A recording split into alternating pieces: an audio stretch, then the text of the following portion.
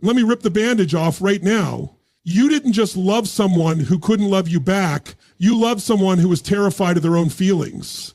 And yet you, the emotionally available one, the giver, the lover, the warrior, you were the one who walked away feeling like you were not enough. No, let's flip the script. Let's burn the old chapter, because this is the moment you take your soul back. This is the day you stop bleeding for someone who never brought you a bandage. You want to know how to heal after loving an avoidant? You've got to hear this, not just with your ears, but with your entire nervous system. Because I'm about to rip the lie out of your heart that says if I just love them enough, they'll come around. No, that lie is what's keeping you on your knees. That lie is what's keeping you circling back to someone who never learned how to meet you where you are emotionally. And worse, doesn't think they have to. Stop bleeding for someone who won't even try to heal. Let that sink in, because that right there, that's the wound. That's the part of you that keeps reopening every time they ghost you, breadcrumb you, or give you just enough to keep you starving. And every time you give them another chance, what you're really saying is, here, take another piece of me. I'll hurt myself so you can stay comfortable in your dysfunction. But love was never supposed to be a self-sacrifice ritual. You are not supposed to be a martyr for someone else's emotional immaturity. You were not built to carry the weight of another person's avoidance while setting yourself on fire just to keep them warm. Listen, it's not that they didn't feel anything for you, it's that they didn't know what to do with what they felt. And instead of facing themselves, they ran, again, like they always do, because that's what avoidants do. They run from intimacy like it's danger, not healing. They run from love like it's a trap, not a home. But here's the thing. Their trauma is not your project. Their fear is not your responsibility. Their silence is not your fault. You are not their emotional babysitter. And yet, you stayed. You stayed through the silence, the pushbacks, the mixed signals, the gaslighting. You stayed because your heart believed in the version of them they could be and not the version of them they consistently were. That's the trap. That's the addiction. That's where the bleeding began. You see, loving an avoidant partner is like hugging a cactus. You keep trying to hold them tighter, hoping it softens the thorns, but all you do is tear your own skin apart. They don't change, you do. You become more anxious, more insecure, more addicted to proving that you're worthy of love from someone who doesn't even have the capacity to receive it. And I know what you're thinking, but they showed glimpses, moments, little windows of connection. Yeah, and those moments felt like heaven because you were living in a desert. You were so parched for love that any drop felt like a waterfall. That's not love. That's survival mode. That's trauma bonding. That's becoming addicted to a connection that only exists in fragments. You don't want fragments anymore. You don't want someone who gives you their love on a timer, who disappears just when things start feeling real, who sabotages connection the moment it starts to feel safe. That's not love. That's emotional warfare. And you've been caught in it far too long. Let's call it what it is. It's emotional starvation. And the longer you stay in it, the more your brain starts rewiring itself to believe that this is what you deserve, that love is inconsistent, that affection must be earned, that if you're just more patient, more forgiving, more understanding, they'll eventually give you the love you deserve. No, they won't, because they're not even trying. They're not in therapy. They're not self-reflecting. They're not asking the hard questions. They're running, and while they're out there running from themselves, you're sitting in a dark room blaming yourself for not being enough to make them stay. Stop. Just stop. You cannot love someone into healing.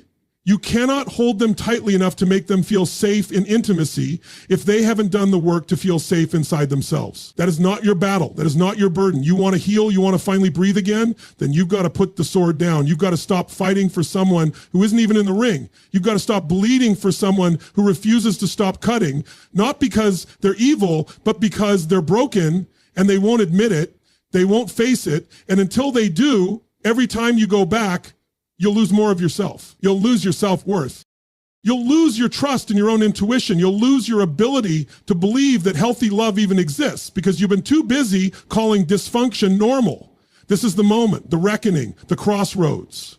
This is where you look in the mirror and you say, I am done breaking myself to keep someone who wouldn't even bend. I am done explaining basic respect to someone who vanishes when they feel too much. I am done lowering my standards for someone who has none for themselves. You're not here to save them. You're here to save you. And yes, it will hurt. Yes, you'll miss them. Yes, your heart will ache for the version of them they never became. But that pain is your medicine. That pain is your wake-up call. That pain is your rebirth. If you're willing to sit in it and finally choose you. Because one day they'll look back and realize what they lost, but by then, you'll be long gone. Healed, whole, no longer bleeding, because you finally became the one who stopped reaching for a ghost. They couldn't love you the way you needed, but now you will. Let me tell you something that might just shake the foundation of what you've been believing your whole damn life. Closure is a lie. It's not a conversation. It's not a final text. It's not an I'm sorry you'll get at 2 a.m. after months of silence. Closure is not something they hand to you. It's something you rise up and rip from the wreckage with your own bare hands. You've been sitting there waiting, haven't you? Checking your phone like it's a slot machine, hoping that just one more spin, one more day, one more week, they'll suddenly text you with this big grand revelation. I get it now. I'm sorry. You were always right. You meant everything to me. You imagine it like a movie scene, the slow fade in, the emotional music, them finally realizing your worth. But here's the truth that rips through the fantasy like a lightning bolt through the sky.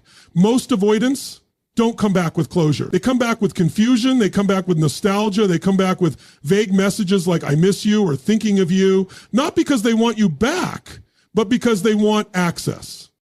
You don't need access. You need peace. But you've tied your peace to their words, their acknowledgement, their apology. You've placed your healing in the hands of someone who couldn't even hold your heart. And now you're wondering why it's still shattered. You are the closure. You are the ending. You are the fire that decides when it's over. Because let's be real, if they were capable of giving you that kind of clarity, you wouldn't need closure in the first place. People who cause chaos don't suddenly deliver peace. People who run from emotions don't suddenly become poets. And people who breadcrumb you with silence don't suddenly write you a love letter. And even if they gave you some type of closure, it wouldn't heal what you think it will. Because what you're really craving isn't their words, it's validation. It's the desire to feel like you mattered, that it wasn't all in your head, that the love you gave wasn't wasted, that you weren't stupid for believing in something that fell apart. But I'll tell you the truth right now, with zero sugarcoating, your love was never wasted. Your belief in them wasn't stupidity, it was hope. And hope isn't weakness, it's power. It's proof of your capacity to feel deeply in a world full of people numbing themselves out. They couldn't meet you there not because you were too much, but because they were emotionally unequipped. Don't confuse your emotional depth with a mistake. Don't let their avoidance define your value. Closure isn't a door they close. It's a door you decide never to walk through again. You keep thinking if they just explain why they did what they did, you could finally move on. But what if I told you, even if they did explain, it still wouldn't fix the hole? Because no amount of reasoning can repair betrayal. No explanation heals abandonment. They could give you a TED talk on why they couldn't love you, and you'd still walk away feeling empty. Because you're not searching for words. You're searching for peace. And peace does not come from the same person who broke you. It comes from you. And don't even get me started on the games your brain plays with you in the quiet moments. The overthinking, the endless revisiting of conversations, the what did I miss? What could I have done differently? Why wasn't I enough? That isn't truth talking. That's trauma. That's the echo of their silence, replaying in your nervous system like a broken record. You're not crazy. You're craving resolution from a person who made you question your reality. But here's the kicker. Sometimes the only closure you're ever going to get is accepting that you never got one, and that's okay. Because when someone ghosts, avoids, or emotionally detaches from you without a word, that silence is the closure. When someone refuses to step up, show up, or grow up, that's the answer. When someone can't face you like an adult and say, this is where I failed you, that's the end of the story. Stop reopening the book, hoping the next page will be different. The character isn't changing, the plot isn't shifting, the ending's still the same. And yet, even though they didn't give you a conclusion, you still get to write your own. You get to rewrite the narrative where you stop seeing yourself as the one who got left behind and start seeing yourself as the one who finally walked away from a love that wasn't real enough to stay. You start to own your power, not because they apologized, but because you don't need one anymore. That's freedom. That's power. That's real closure. Write the letter you'll never send. Say the words you'll never hear. I deserved more. I deserved consistency. I deserved presence. I deserved to be chosen without conditions. I didn't get that. And I released the fantasy that one day you'll wake up and become the person I hoped you'd be. You do not need their permission to move on. You do not need their guilt to justify your pain. You do not need them to see your value to finally feel it for yourself, because here's the truth no one tells you loud enough. They knew exactly what they had. They just weren't ready to be responsible with it. And that's not your burden to carry. They couldn't give you closure, but you can give yourself something even more powerful: peace without permission. The moment you stop waiting is the moment you start healing. The moment you stop asking why and start saying enough is the moment you take your power back. They don't owe you a conclusion. You owe yourself a new beginning, and you don't have to wait one more second to create it. You've been trained to believe that if you hurt long enough, cry hard enough, wait patiently enough, they'll magically transform and come back this time healed, this time ready, this time all in. That if you just keep hurting, keep longing, keep the door cracked open, they'll return like a prodigal partner begging to make it right. But let me break this myth with a hammer of truth. Waiting is not healing. Waiting is not growth. Waiting is not love. It's pain disguised as hope. They're not coming back the way you think they are, and even if they do, it won't be the version of them you're dreaming about. Because here's the brutal truth you've been avoiding. You're in love with the potential of who they could have been, not the reality of who they were. And that gap between potential and reality, that's the hell you've been stuck in. You're replaying highlight reels in your mind, the sweet moments, the stolen kisses, the laughter, the late night conversations when they cracked just enough to make you feel like maybe, just maybe, they were changing. But you're forgetting the rest, the shutdowns, the emotional coldness, the avoidance cycles, the way they pulled away when you got too close, the way you felt like you were chasing a ghost. That wasn't love, that was survival. You became a master of decoding silence. You became fluent in reading micro-expressions. You learned to celebrate breadcrumbs like they were full-course meals. You started thinking, maybe if I just love harder, they'll finally soften. But you're not here to bend over backward to earn basic human connection. You're not here to negotiate your worth with someone who can't even look their own pain in the mirror. And yet, you've waited because they gave you just enough to keep you stuck. They dangled the idea of something real in front of you, like a carrot on a string, just far enough to keep you chasing, never close enough to feel full. You've called that loyalty. You've called that unconditional love, but it's not. It's self-abandonment. It's self-neglect. And the moment you realize that waiting for someone to be who they're not is the most dangerous form of, that's when the healing begins. They didn't change the last time, did they? They pulled away, came back, gave you hope, then left again. You saw it, you felt it, but your heart kept rewriting the story, hoping the ending would be different. That's not optimism. That's trauma. That's your nervous system clinging to chaos, because at least chaos felt familiar. At least chaos gave you something to do, something to fix, someone to wait for. But the truth is, you're not waiting for them. You're waiting for the version of you that didn't get broken in the first place. And the only way to get back to that version of you is to stop sitting by the door, hoping they'll come through it. You got to close the door, lock it, burn it down if you have to, because you're not healing in the waiting. You're decaying slowly, quietly, internally. You're wilting in a prison you don't even realize you built yourself. They didn't choose you. Let that truth hit. Not because you're unworthy, but because they weren't ready to love anyone deeply, especially not someone like you, especially not someone with depth, with intensity, with passion. Your presence triggered their absence. Your openness triggered their shutdown. Your love triggered their fear. That's not your fault, but it is your responsibility to stop giving it more power. Because here's what no one ever told you. Healing is a decision, not a feeling, not a mood, a choice. A brutal, radical, unapologetic choice to stop watering dead plants. A decision to grieve the fantasy. A decision to stop letting the past steal your future. A decision to break the addiction to false hope. You can't get well in the same place you got sick. You can't find peace in the same chaos that broke you. You can't build your future in the ruins of a love that never fully arrived. And if you're still sitting there thinking, but what if they come back different? Let me save you months, maybe years of heartbreak. They won't. Not unless they've faced the demons you kept trying to love out of them. Not unless they've sat in the pain they kept dumping on you. Not unless they've gone to war with their own avoidance, not blamed you for pointing it out. You are not their rehab. You are not their rescue mission. You are not the reward for someone's delayed maturity. You are a force, a whole damn universe. You are love in motion. And your time is now, not someday, not if, not when they realize, not if they finally get it. Your life doesn't start when they come back. It starts when you walk away for good. And let me be real with you. It's going to hurt. It's going to feel like a death, because it is. It's the death of who you thought they were, the death of who you had to become to hold on to them, the death of every fantasy you built in your head to survive the nights they didn't call, didn't show up, didn't care. But on the other side of that death is you, the real you, the powerful you, the you who doesn't wait for love, the you who becomes it. The longer you sit in the waiting room, the more life you miss. It's time to stand up, walk out, slam the door behind you, not because they'll never change, but because your life is too precious to bet on that maybe. Because your future deserves a love that doesn't flinch when things get real. Because your soul deserves someone who doesn't need to disappear to feel safe. You've already done the waiting. Now it's time to do the living. You want to know when it finally shifts? When the pain begins to turn into power. When the ache in your chest stops defining your worth.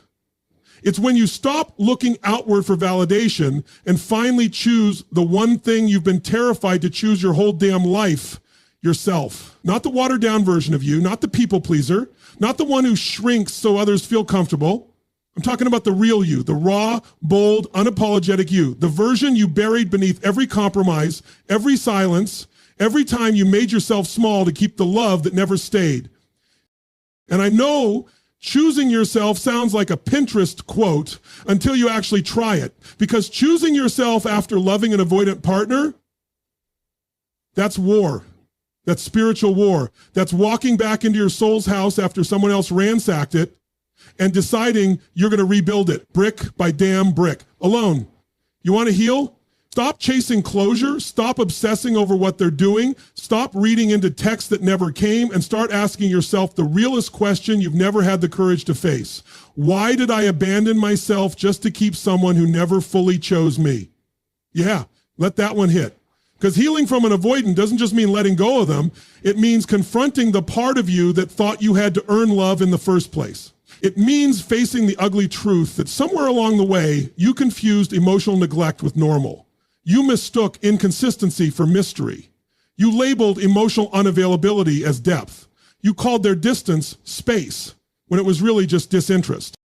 And that's not your fault, but it is your job to stop repeating it. You can't keep blaming them forever. At some point, you've got to stop trying to be the exception to someone's pattern and start becoming the standard for how you deserve to be treated. You've got to decide that you're not auditioning for love anymore. You're not performing. You're not waiting to be picked. You are choosing yourself. Not in theory, not on Sunday mornings when you feel strong, but in the raw moments when you're tempted to text them again, when you're tempted to check their social media, when you're tempted to reopen a chapter that already ended. Choosing yourself means saying no to them, to the version of you that kept settling, to the inner voice that says maybe it wasn't that bad when it damn well was. Choosing yourself means standing in front of your own mirror and declaring, I will not bleed for someone who doesn't even know how to hold a wound. You think they broke you? No, they revealed the places where you were already cracked. They exposed the wounds you thought you had hidden. And yeah, it hurts. But pain is not your enemy. Pain is the flashlight in the dark corners of your soul saying, this part still needs your love. This part still needs your attention. You can't heal what you keep outsourcing. Choosing yourself means doing the work, not the pretty kind, not the bubble baths and vision boards. I'm talking about the soul-ripping, ego-shattering work. The work where you sit with your own discomfort instead of texting them. The work where you rewrite the story from I wasn't enough for them to they weren't equipped to meet someone like me. The work where you stop waiting for the next relationship to fix you and start realizing you were the one you've been looking for all along. You are not hard to love. You are just trying to be loved by someone who doesn't even love themselves, and that's a losing game. That's a trap. That's emotional starvation with a side of false hope, and it's time you walk away, not just physically, but energetically. Cut the damn cord, take your power back. You know how you take your power back? You stop making them the main character in your story. You stop replaying every conversation like it's a puzzle to solve. You stop romanticizing the moments they breadcrumbed you.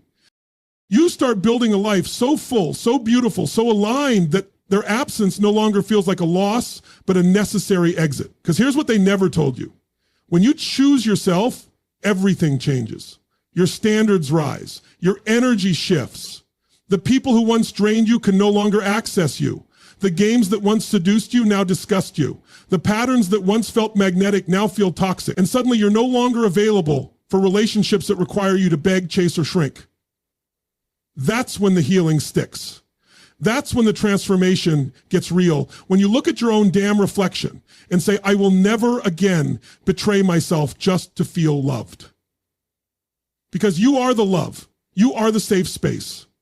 You are the home you've been searching for in other people. And anyone who cannot meet you there, that's not rejection. That's redirection.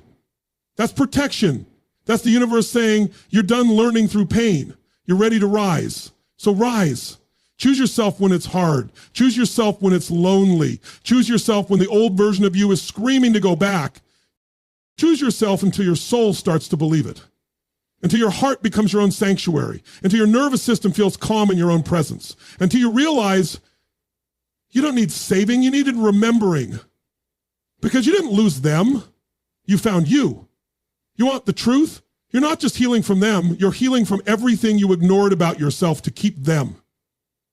And the most dangerous thing you ignored was your own intuition. That quiet whisper in your gut that said, this doesn't feel right. That subtle ache in your chest every time they pulled away, every time you over-explained, over-loved, overcompensated, hoping it would finally be enough. You felt it, you knew it, but you silenced it. You shut it down to protect the illusion. You told yourself, maybe I'm too sensitive. Maybe I'm expecting too much. No. You were spot on. Your intuition was screaming, and now it's time you stop betraying it. You want to rebuild? Start here. Rebuild trust with your own instincts. Because that avoidant relationship didn't just hurt your heart. It shook your self-trust. It made you doubt your own voice. It made you question your perception of reality. It twisted things until you couldn't even tell the difference between their defense mechanisms and your own guilt. That's not love. That's emotional confusion. And confusion is a tactic. It keeps you stuck. It keeps you spinning in cycles. It keeps you craving clarity from the very person who benefits from your disorientation. So let's rip the mask off. Let's burn the fantasy down. Every time you felt like you were too much, you weren't. Every time you felt like you had to walk on eggshells, that was a warning sign, not a relationship. Every time they went cold, went silent, went missing, that was emotional manipulation, not maturity. Stop romanticizing it. Stop turning it into poetry. Start calling it what it was. Avoidance, dysfunction, emotional unavailability wrapped in a good-looking package with a tragic backstory. That's not deep. That's damaging. You don't heal by staying in the story. You heal by writing a new one. One where you no longer override your boundaries just to be accepted. One where your voice is not just heard, it is honored. One where your needs are not an inconvenience, they are a requirement. That version of you, she's been waiting. She's been buried underneath your coping mechanisms. Underneath the maybe next time they'll change lie. This is your return, not to who you used to be, but to who you were before the world told you to dim your light to keep love. That woman, she's powerful, she's clear. She's done begging, she's done chasing. She's done decoding people who don't even know how to speak their own truth. She doesn't need another excuse from someone emotionally absent. She needs her own damn peace. And peace begins when you stop arguing with what your soul already knows. They were not your forever, but you are.